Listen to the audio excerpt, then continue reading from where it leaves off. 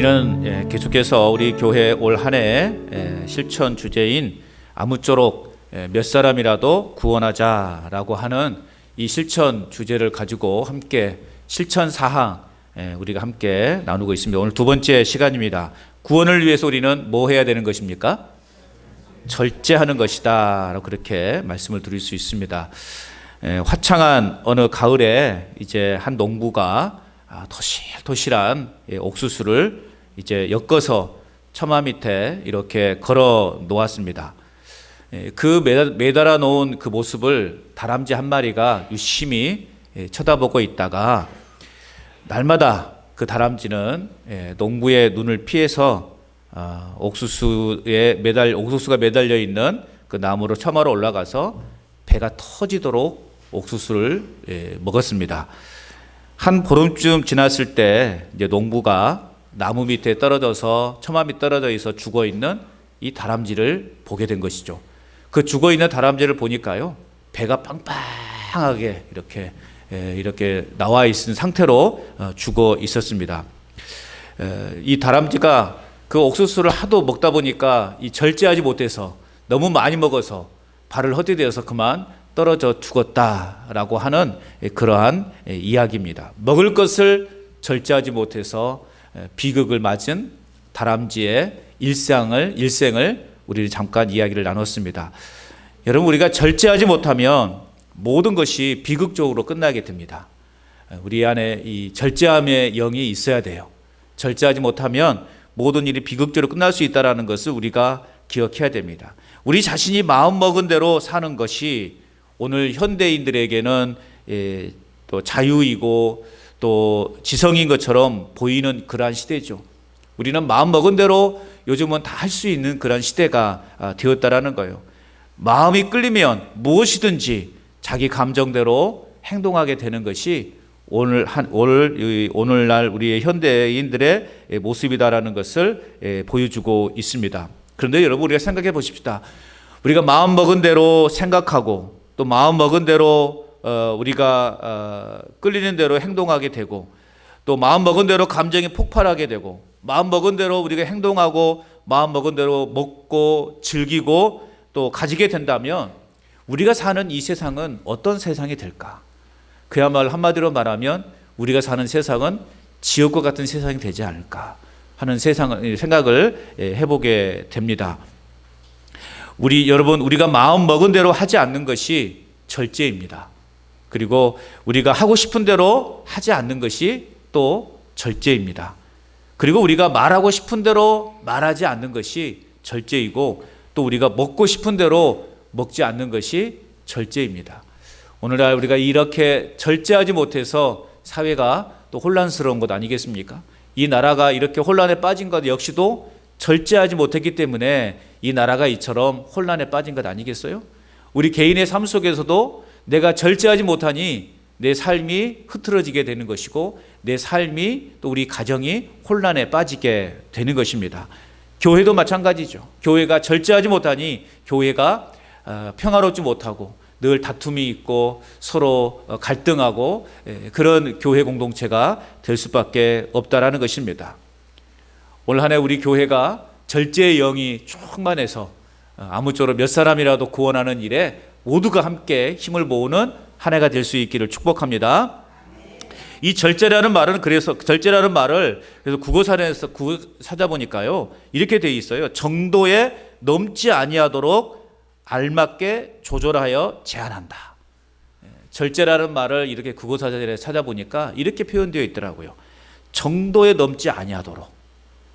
우리가 예를 들어서 가스레인지에 어떤 물을 끓인다고 생각해 보십시다. 음식을 끓일 때 처음에는 강불로 했다가 이게 넘치지 않도록 어떻게 합니까? 가스불을 조절하죠. 약불로 조절해 가는 것처럼. 이게 바로 절제라는 거예요.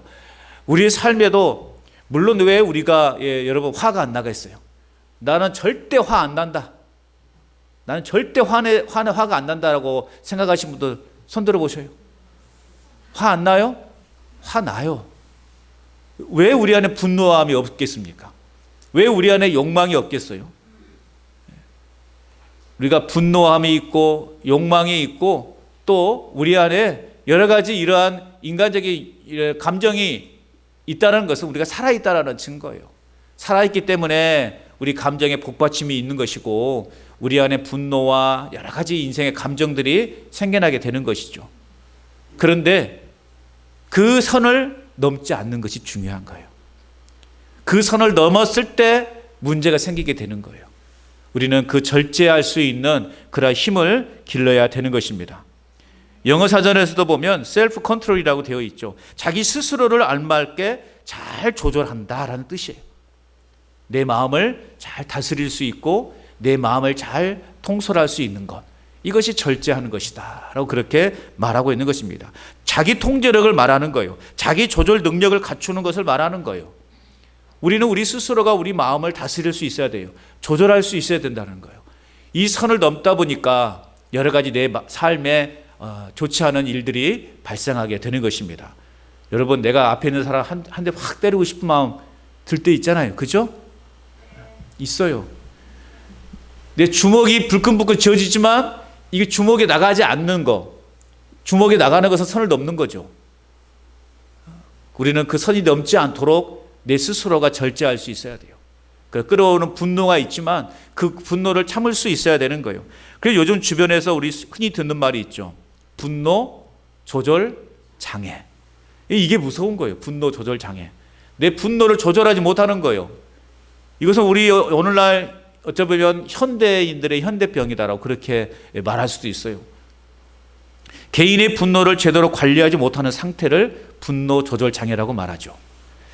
이로 인해서 과도한 분노 반응이 나타나게 되는 것이고, 이러한 충동적인 행동은 종종 어떻게 돼요? 자신과 또 주변 사람들에게 큰 또 부정적인 영향을 끼치기도 할 뿐만 아니라 또 때로는 아주 치유할 수 없는, 치료될 수 없는 상처를 주기도 하죠.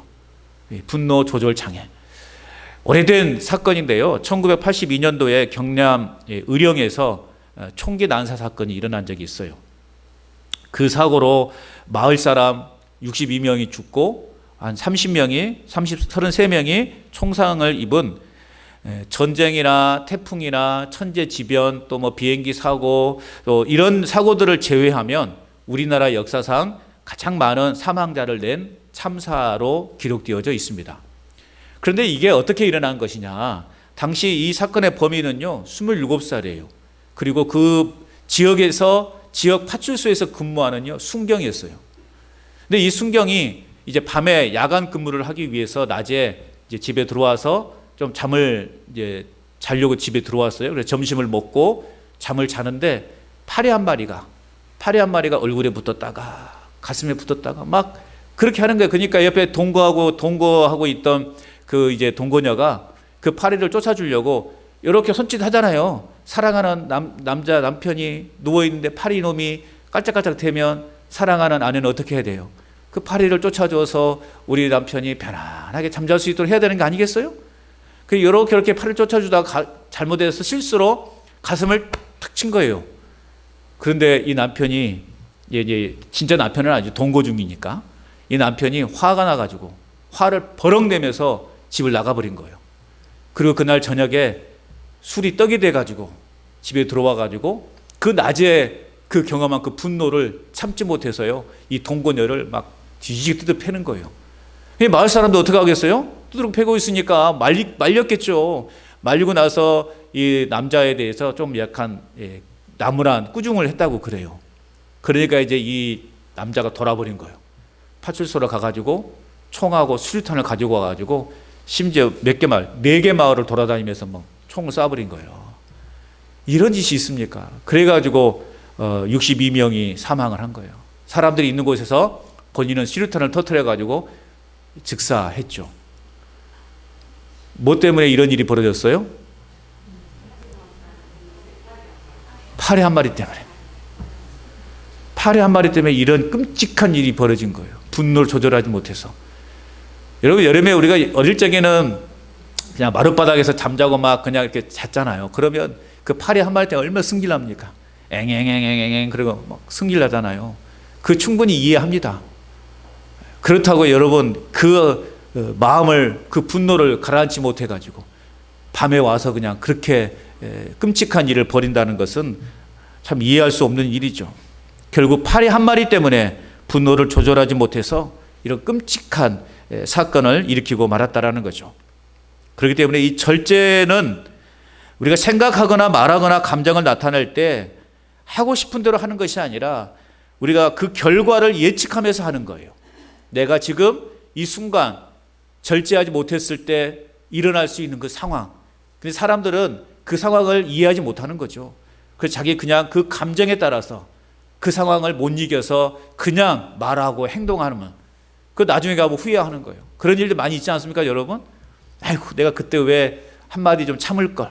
아이고, 내가 그때 그 행동을 하지 말 걸.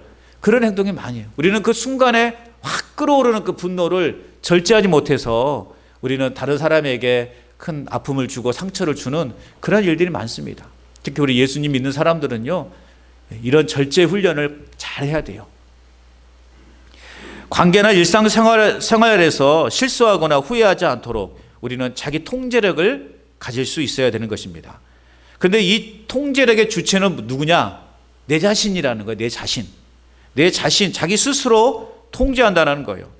그런데 자기 스스로 자신을 통제한다는 것은요, 분명 한계가 있어요. 그렇지 않습니까? 내가 이번엔 그 알코올 중독자들 보십시오. 내가 이번에는 정말 딱 술 한 잔만 먹고 내가 안 마시리라. 그렇게 다짐을 하지 않습니까? 내가 이번에 한 번만, 이번에는 진짜 내가 딱 한 잔. 소주잔 딱 이 한 잔만 하고 나 술 안 마시겠다.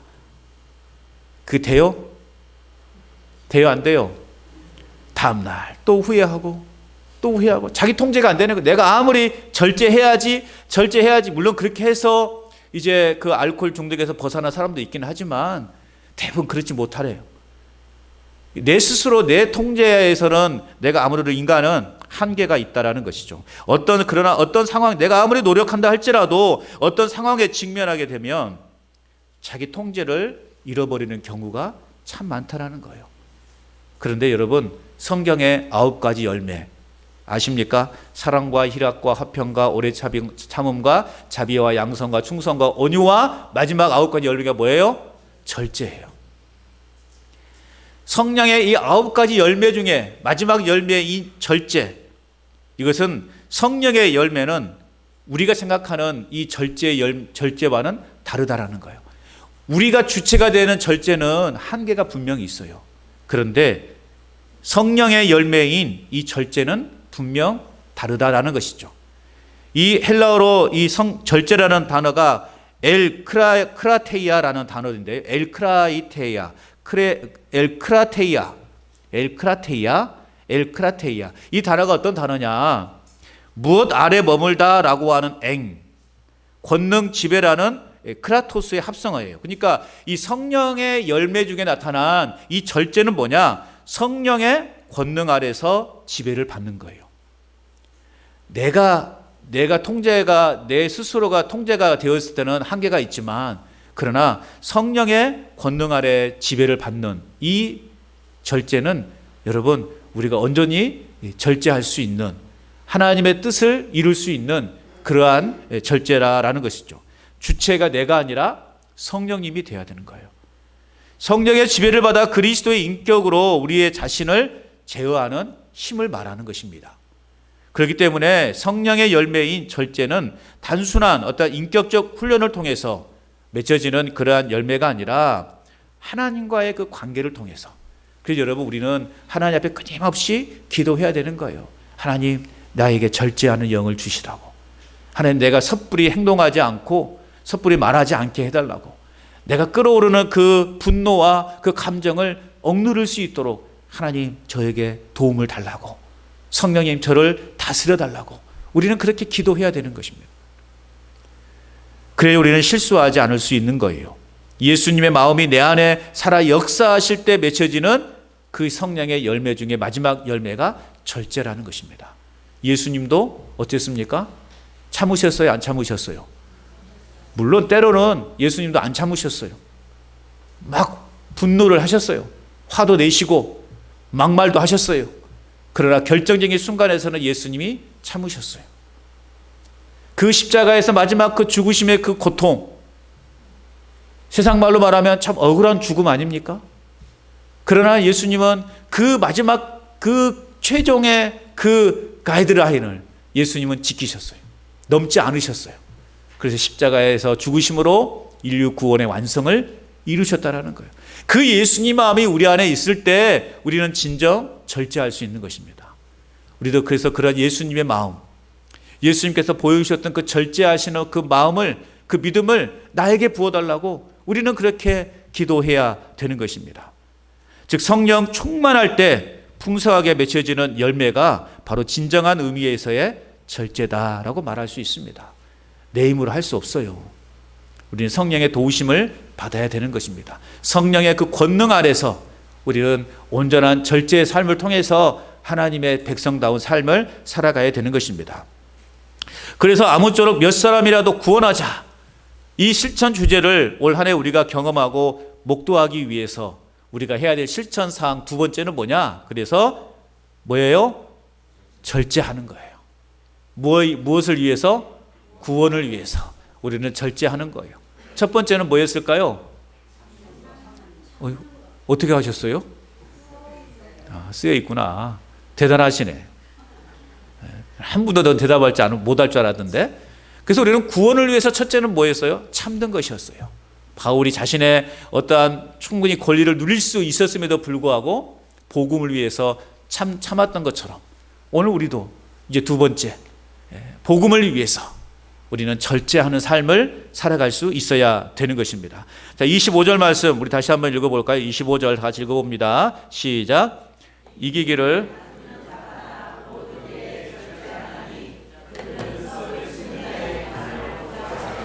우리는 썩지 아니할 것을 얻고자 하노라. 아멘. 이기기를 다투는 자마다 모든 일에 뭐 한다고요? 절제하나니. 그래서 오늘 우리가 읽었는 이 구절의 핵심은 뭐냐? 절제하나니예요. 절제하나니. 자제하다라는 의미이죠. 이 절제하다, 자제하다라고 하는 것은요, 철저하게 지금, 현재, 오늘 자제해야 되는 것입니다. 지금, 오늘, 현재 우리는 절제해야 되는 거예요. 나 앞으로 절제하겠다. 나 앞으로 자제하겠다. 이것은요, 여러분, 거의 90%는 거짓말입니다. 그러지 않습니까? 여러분 주변에 그러잖아요. 저희 아버지가 그랬거든. 나 다시는 술 안 마신다고. 그날 저녁에 고주망태가 돼서 들어와요. 그 맥없이 그냥 문짝 두들 부시고 비싼 거는 안 던지고 맨날 그 노란 양은 주전자만 밖에다 마당에다 쥐어 던지고 빨래 바구니만 던지고 그 다음날 아침에 말짱한 정신으로 본인이 이 부서뜨린 문짝 고치고 있고 이게 무엇입니까 이게? 나 앞으로 절대 안 한다? 이것은요 의심해 봐야 되는 거예요. 지금 이 순간 현재 우리는 절제해야 되고 우리는 자제해야 되는 것입니다.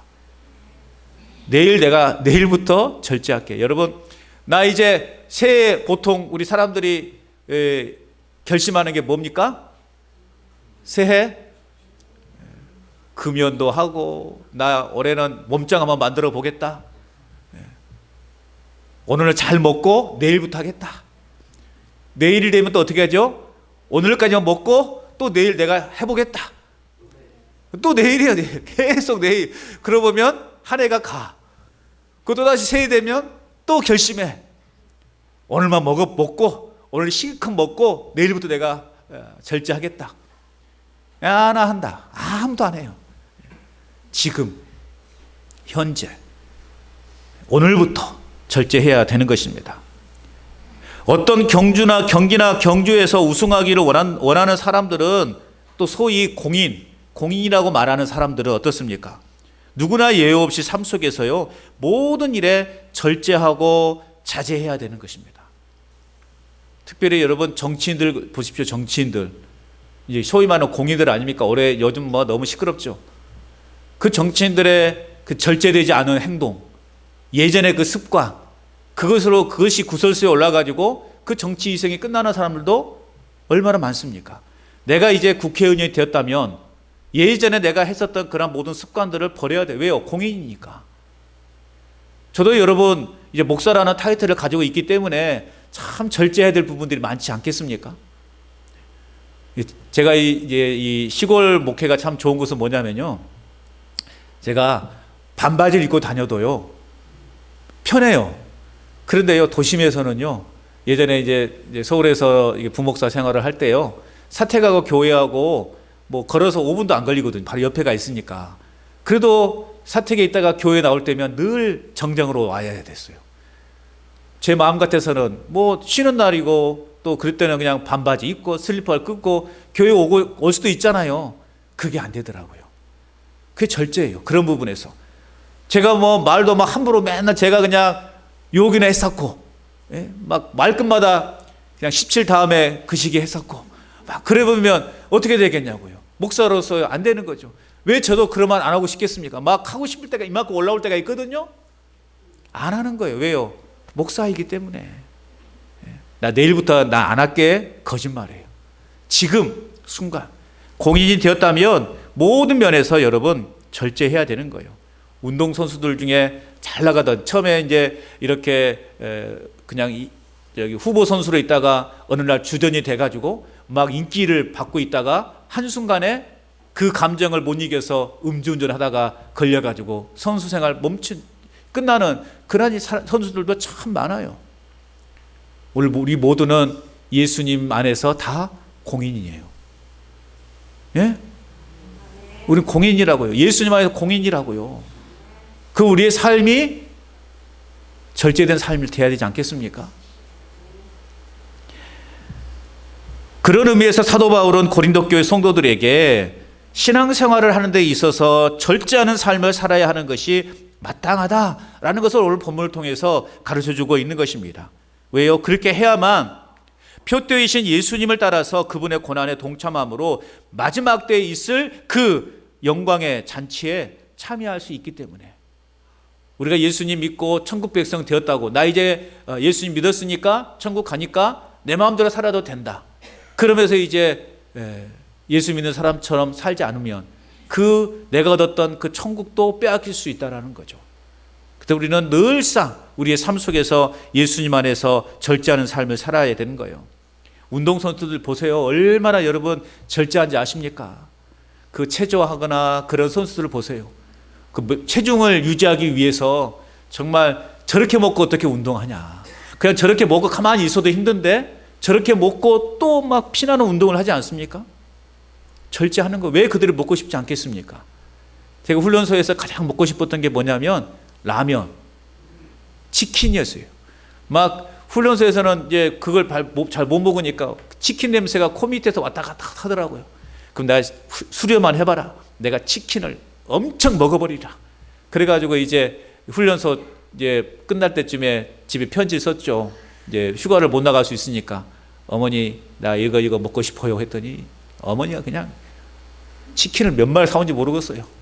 5망을 다 사갖고 온 거예요. 그런데 막상 하나 먹으니까 안 땡기는 거죠. 그런 우리 인간의 그런 마음이 있죠. 어쨌든 우리는 그런 선수들을 보면 참 짠하죠.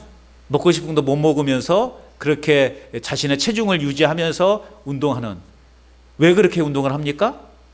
목표는 1등, 그 금메달이라고 하는 그 메달을 얻기 위해서 그들은 피나는 훈련과 절제의 삶을 살고 있다는 거죠. 그런데 여러분, 그 금메달이라는 것이 영원합니까? 영원하지 않잖아요. 썩어질 것들이 이제 불과하잖아요. 그 썩어질 것을 얻기 위해서 그들은 그렇게 절제하면서 그렇게 피나는 훈련을 해가고 있는데, 그 우리는 어떠냐 이거죠.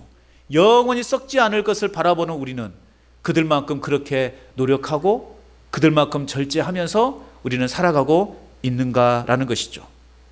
오늘 우리는 영원히 썩지 않을 의의 멸류관을 얻기 위해서 선한 싸움을 싸우는 자들이라는 사실을 여러분 잊지 마시기 바랍니다. 영원히 썩지 아니할 기업을 소망하는 우리들이기 때문에 우리의 삶 가운데서 어떤 삶을 살아야 되는가? 지식의 절제, 인내에 경건을 더하는 삶을 우리는 우리의 일상의 삶에서 날마다 추구하며 살아가야 되는 거예요. 이러한 절제하는 삶이 결국 아무쪼록 몇 사람이라도 구원하는 놀라운 은혜를 경험하는 삶으로 나아갈 수 있다는 사실을 여러분 잊지 마시기 바랍니다. 우리는 영원히 썩지 않을 사람들은요, 썩을 것을 얻기 위해서 얼마나 열심히 일하는지 몰라요. 새벽 그 이른 시간부터 그 썩을 세상의 것들을 얻기 위해서 사람들은 그렇게 열심히 살아가요. 하물며 영원히 썩지 않을 우리, 과연 우리는 그것을 위해서 얼마나 열심히 살아가는가? 구원이라고 하는 것은 값없이 주신 하나님의 은혜입니다. 값없이 주신 하나님의 은혜예요. 그래서 여러분, 이 값없다라는 말을 잘 이해해야 돼요. 이것은 공짜라는 의미가 아니라는 거예요. 공짜로 얻은 것이 아니에요. 그리고 왜 값없이라는 표현을 썼냐? 값이 너무 커서 그 값을 치를 수 없는 이라는 의미예요. 여러분, 구원이라는 것이 그런 겁니다. 너무나 은혜가 커서, 그 값이 커서 도저히 내가 갚을 수 없는 그 은혜를 우리는 지금 누리고 있다는 것입니다. 그리고 왜 그 구원이라고 하는 값이 어마어마한 것인가? 바로 예수 그리스도의 핏값으로 주신 구원이기 때문에 그렇습니다. 싼 게 아시네? 싼 게 비지떡이라는 말이 있죠. 이게 무슨 말이에요? 값이 싼 물건은 그만한 이유가 있다라는 거죠. 품질이 떨어지기 때문이래 싼 게 비지떡이라는 말이 있죠. 구원이 값없이 얻은 것이라고 생각하는 그런 사람들 속에는 이렇게 생각하는 거예요. 싼 게 비지떡이다. 값없이 받았으니 뭐 얼마나 그냥 대충 우리가 살다가 천국 가면 되는 것이지 라는 착각 속에 살아가고 있단 말이에요. 값없이 주셨다고 해서 우리가 함부로 취급해도 된다는 생각은 매우 불순한 것이고 불신앙적인 생각입니다. 오히려 진정한 의미에서 값없이 받았기 때문에 너무나 크고 놀라운 은혜를 우리가 입었기 때문에 우리는 이 구원이라고 하는 것을 더 소중하게 여겨야 되는 것이고, 이 구원을 받은 것에 대해서 우리는 감사해야 되는 것이고, 우리는 더 열정적으로 이 구원을 이 땅에 나타나며 살아가야 되는 사명자들이라는 것입니다. 운동선수들이 그 분야에서 인정받기 위해서 노력하는 그 모습, 인터넷에서 이게 많은 사람들이 회자되고 있었던 사진이 있었습니다. 예전에 축구선수 박지성 선수의 그 발, 그리고 세계적인 발레리나 강수진 그 발레리나의 그 발, 마디마디가 완전히 뭐 이렇게 막 다 사람의 발이라고 생각할 수 없을 정도로 겉모양은 너무나 아름답고 화려한데 그 연습의 흔적들, 발이 아닌 거예요. 또 막 그 손으로 잡고 하는 이거 유도하는 선수들의 그 손가락 보면 마디마디가 그냥 완전 이건 볼품없이 이게 사람의 손이라고 할 수 없을 정도로, 그 정도로 선수들이 열정적으로 훈련에 임하죠. 아까도 말씀드렸지만 왜요? 금메달을 향해서. 세상의 면류관을 얻기 위해서 이렇게 노력하는데 우리는 천국의 면류관을 얻기 위해서 어떤 노력을 하고 있는가? 여러분, 천국의 면류관을 얻기 위해서 여러분 지금 어떤 노력을 하고 있습니까? 어떤 노력하고 있습니까? 우리가 만일 천국의 열매를 얻기 위해서 아무것도 하고 있지 않다면 우리는 예수님의 이 구원을 값없이가 아니라 값싸게 여기고 있다는 것입니다. 여러분, 구원을 값싸게 여기지 마시기 바랍니다. 구원을 값싸게 여기지 않기를 바랍니다. 썩지 않을 상을 얻기 위해 고린도 교회 성도들에게 필요한 것, 썩지 않을 상을 얻기 위해 오늘 저와 여러분들에게 필요한 것은 그래서 절제인 것입니다. 바울에게는 분명한 목표가 있었어요. 그래서 헛되게 싸우지 않았습니다. 분명한 목표가 있다 보니 그 목표를 향해 달려가는데 방해가 되는 그 모든 것들에 대해서 사도 바울은요, 절제하면서 자신을 쳐서 복종시켰다라는 것입니다. 힘든 훈련과 절제가 있을 때 여러분 복음을 통해서뿐만 아니라 다른 사람에게도 유익을 줄 수 있다라는 것을 우리는 잊지 말아야 할 것입니다. 복음의 열매를 얻기 위해 사도 바울이 경주에서 전력 질주했던 것처럼 오늘 우리도 복음을 다른 사람들에게 나누기 위해서, 복음의 증인이 되기 위해서 우리는 우리의 일상의 삶에서 전심전력해야 되는 것입니다. 그래서 26절 말씀을 볼까요? 26절 말씀 같이 한번 읽어봅니다. 시작. 그러므로 나는 다름질하기를 장방 없는 것 같이 아니하고 싸우기를 허공을 치는 것 같이 하며.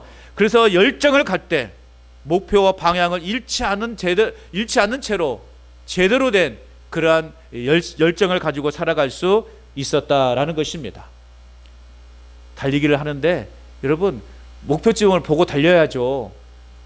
아무리 1등을 해도 그 라인에서 벗어났다면 그 사람은 실격이 되는 거예요. 오늘 저와 여러분들은 목표가 불분명한 목표가 아니라 분명한 목표를 가지고 우리는 우리에게 주어지는 이 사역을 감당해 나갈 수 있어야 되는 것입니다. 왜 그렇습니까? 그것이 가치 있는 일이기 때문에 그러는 거예요. 복음이라고 하는 이 자체가 가치 있는 것이기 때문에 우리는 열정을 다하는 거예요. 힘든 일도 모르고 살아가는 거예요. 여러분도 그렇잖아요. 농사일을 하는 거 생각해 보세요. 농사일이 가치 있다고 생각되어지니까, 또 여러분들의 자녀가 가치 있는 존재들이라고 생각하니까 어떡합니까? 내 몸이 망가지는지도 모른 채 우리는 그렇게 열심히 죽어라 일하는 거 아니겠어요? 그죠? 제발 하지 말아라, 제발 하지 말아라 해도 꾸역꾸역 하잖아요. 말도 징그럽게 안 듣죠? 그렇게 하지 말아라 해도. 왜요? 그 일이 나에게 있어서 가치 있는 일이라고 생각되어지기 때문에. 내가 내 사랑하는 자녀들이 소중하고 가치 있는 그러한 존재들이기 때문에 하나라도 더 먹이기 싶고 하나라도 더 주고 싶은 마음에서 그렇게 열정적으로 하는 것 아니겠어요? 마찬가지입니다. 여러분, 생명을 구원하는 복음 사역이 얼마나 가치 있는 일인지를 깨닫는다면 우리는 그것을 기쁨으로 감당할 수 있는 겁니다. 다른 것이 아니라 생명을 구원하는 일, 이것보다 더 가치 있는 일이 어디 있냐고요. 생명을 살리는 것보다 더 가치 있는 일이 어디 있냐고요. 그 가치를 안다면 우리는 그 영혼 구원하는 일에 열심을 낼 수 있다라는 것입니다. 우리에게 맡겨진 모든 사역 하나하나가 주님 안에서 가치 있는 것임을 깨달을 때 우리는 교회를 위해서 그리고 하나님의 나라를 위해서 기꺼이 헌신하게 되는 것입니다. 썩을 면류관을 얻기 위해 세상 사람들은 저리도 열심히 살아가는데 영원히 썩지 않을 면류관을 얻기 위해 살아가는 우리의 삶은 과연 그들과 같이 열정을 내고 살아가고 있는가? 우리는 오늘 우리 스스로를 돌아볼 수 있어야 되는 것입니다. 그래서 오늘 27절 말씀 보고 사도 바울은 어떻게 했는가요? 27절 시작. 내가 내 몸을 쳐 복종함은 내가 남에게 전파한 후에 자신이 도리어 버림을 당할까 두려워함이로다. 그래서 사도 바울은 그렇게 복음을 위해서 절제하는 삶을 위해서 내가 내 몸을 쳐 복종한다라고 말하고 있어요. 내가 내 몸을 쳐 복종한다라는 것은요, 권투 선수가 상대 선수의 안면을 가격해서요 눈을 밤탱이로 만들어버리는 걸 말해요.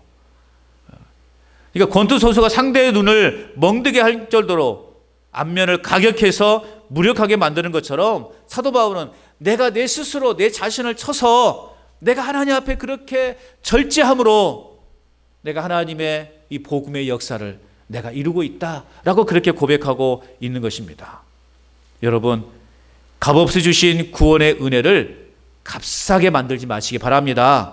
우리 자신을 쳐서 복종시켜서라도 우리는 더 열정을 내서 우리는 복음을 전하는 일에 열심을 내야 되는 것입니다. 그래서 값없는 은혜, 그리스도의 핏값으로 은혜에 부끄럽지 않는 구원의 면류관을 얻는 그러한 삶을 우리는 이 땅에서 살아가야 되지 않겠습니까? 무엇보다 바울의 본을 따라서 날마다 절제와 인내 속에서 우리는 이 복음을 전하는 일에 전심전력하는 그러한 올 한 해의 삶이 되어야 할 줄로 믿습니다. 교만하여 넘어지지 않도록 믿음으로 굳건하게 하며 반석 대신 예수 그리스도를 온전히 의지함으로 아무쪼록 몇 사람이라도 구원하는 올 한 해가 되도록 우리는 열심히 살아가야 됩니다. 왜요?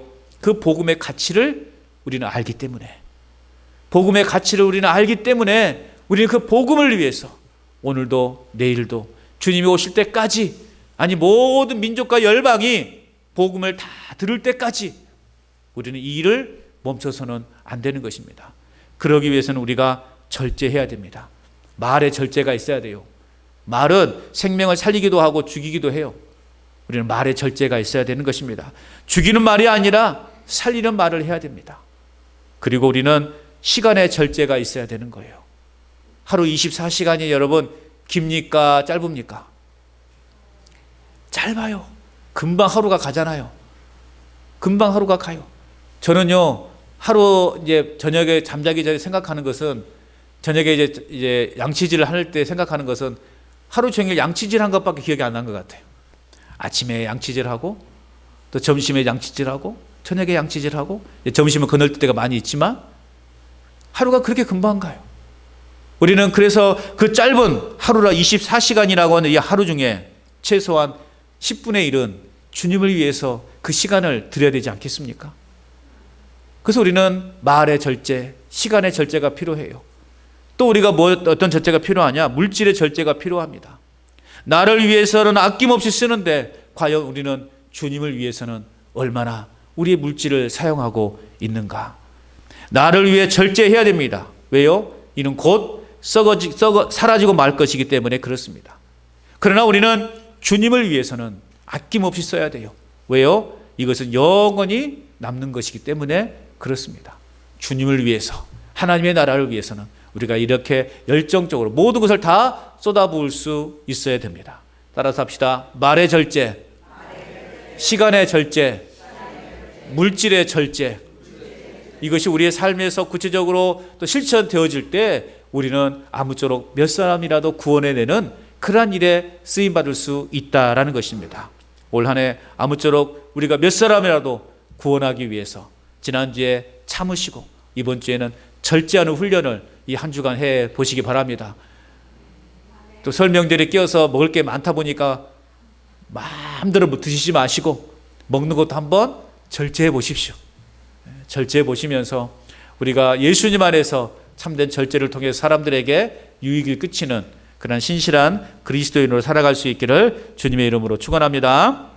우리 다 함께 한번 외쳐볼까요? 다 함께 실천 주제 시작. 아무쪼록 몇 사람이라도 구원하자. 한 번 더 시작.